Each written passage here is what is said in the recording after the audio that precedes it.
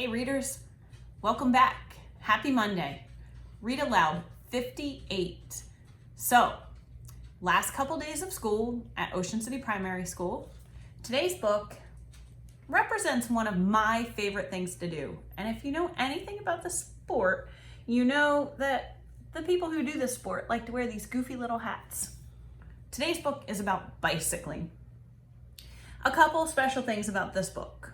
My nephew, Max, is my co-star. The book is Eric's Big Day. Max helps me play the role of Eric. And it's pretty cool because as much as I love biking, Max has grown to love biking too. Another important thing, for my Merritt monkeys and past monkeys, you all know Poppy pretty well. Today is Poppy's birthday. Poppy likes biking too, so this kind of seems like a perfect pick. Happy riding, happy reading, enjoy.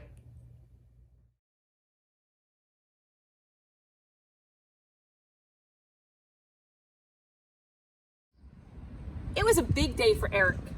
It was the day of the bike race, with its colorful jerseys and flag-waving crowds.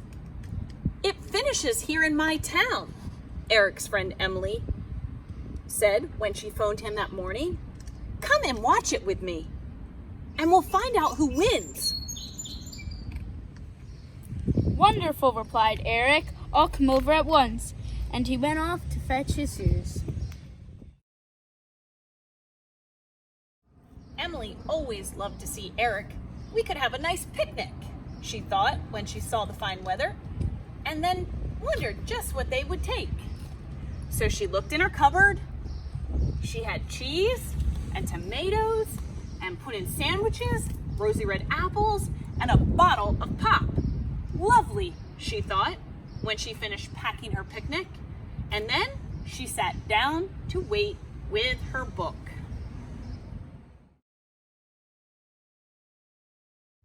Eric packed his essentials. He had no time to lose. Splendid, he said as he looked into his bag. 2 tires,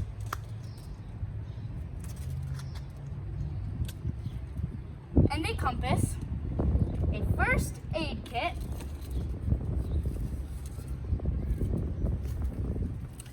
some soft caramels, and my balloon. But what I need most, he remembered suddenly, are Emily's flowers. And he squeezed them in on top. Time to go, thought Eric as he climbed onto his bike, and off he went.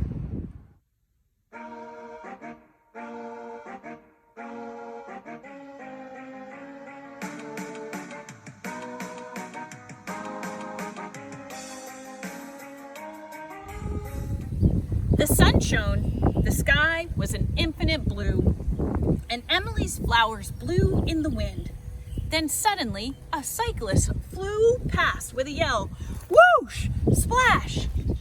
Eric looked up and the rider was gone. He'd gone over the bridge and fallen into the river. I slipped, he sputtered as he bobbed up and down. What you need, announced Eric as he looked into his bag. Are these? And tying his tires into a rope, he fished the poor cyclist out.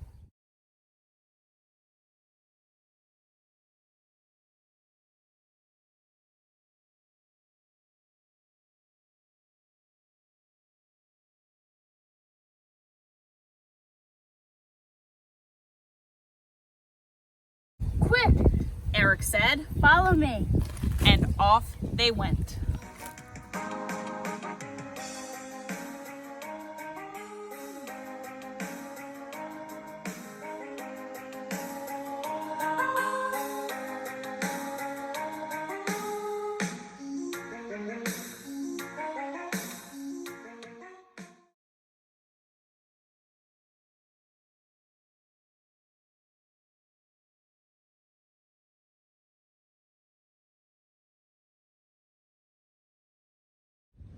Eric rode faster.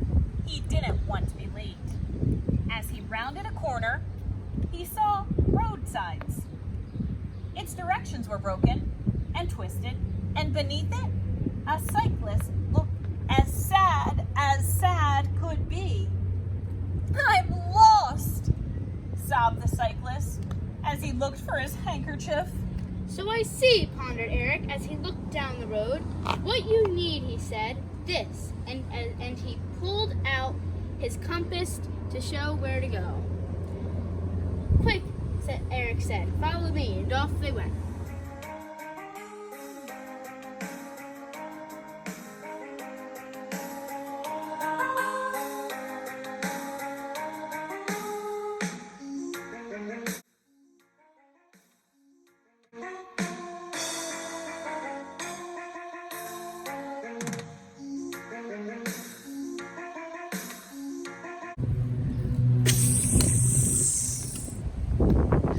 Buzzed, and the warm air tugged at the petals on Emily's flowers. Just then, a cyclist swept past with a wave. But then, hiss went the tire, and the cyclist stopped. I have a flat tire, as he reached for his pump. Now what you need is 2 small pair of these, declared Eric in triumph. He took 2 bandages from his first aid kit and stuck them over the hole. Quick, said Eric, Emily's waiting, and off they went.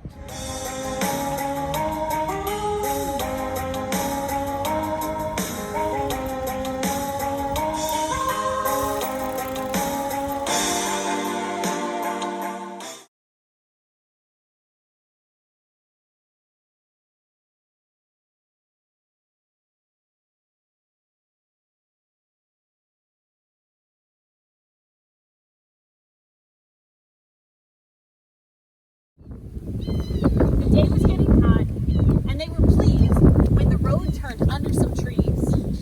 But there in a ditch stood a cyclist holding his bike and its wheel. It fell off, confessed the cyclist, just a little embarrassed. Then I think what you need, said Eric as he opened his bag, are a couple of these, and he whipped some of his caramels to stick the wheel back on. Quick, said Eric, follow me, and off they went.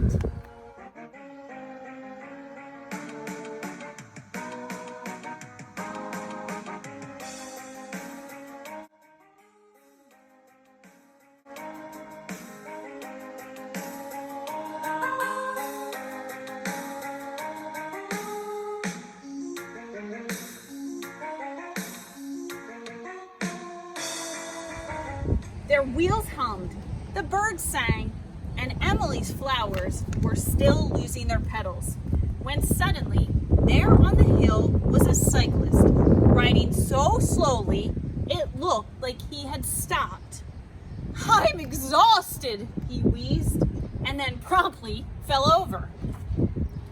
What you need, puffed Eric, blowing up his balloon, is a large one of these, and he tied it to the cyclist's jersey, who then floated over the hill. Quick, Eric gasped, follow me, and off they went.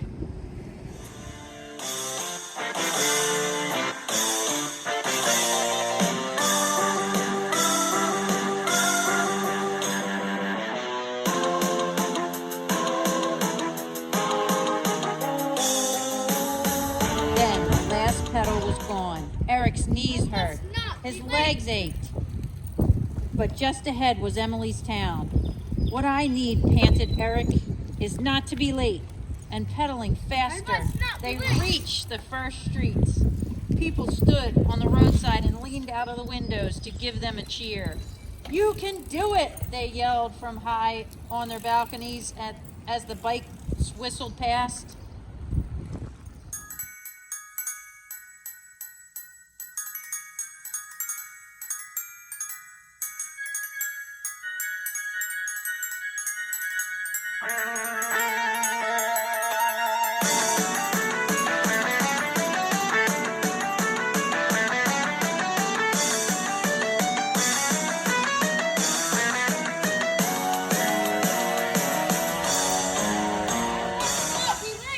Whispered Eric as he thought of Emily still waiting, and off they went. So quickly did Eric speed through the streets that he shot under the banner into a big group of reporters. Bang! Notebooks and cameras flew in the air. As Eric sat on the road with his bag in front of him, his pitiful flowers were now plain to see. What I need, Said Eric quietly, as his eyes filled with tears. But before he could finish, someone reached for his hand. "Follow me," said a tall lady in a fancy dress, and off they went.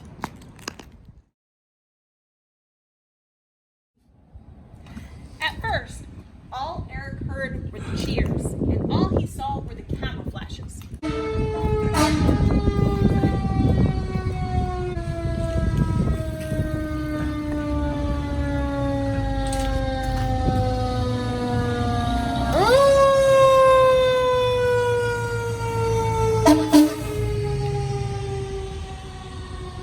Then, out from the crowd stepped the mayor.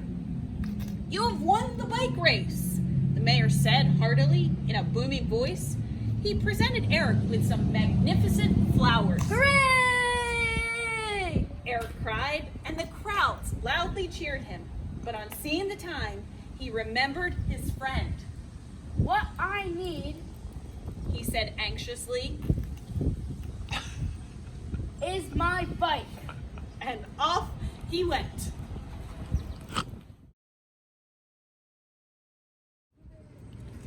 Emily sat on the wall beside her house and began to cry. She waited and waited, but Eric had not come. Then a bicycle bell jingled. Turning, she saw an enormous bouquet. Hello, Emily. These flowers are for you, cried Eric. Eric's voice from behind them, and Emily laughed as she walked over to give him a hug. He began to explain what Emily What we need is this picnic. Follow me.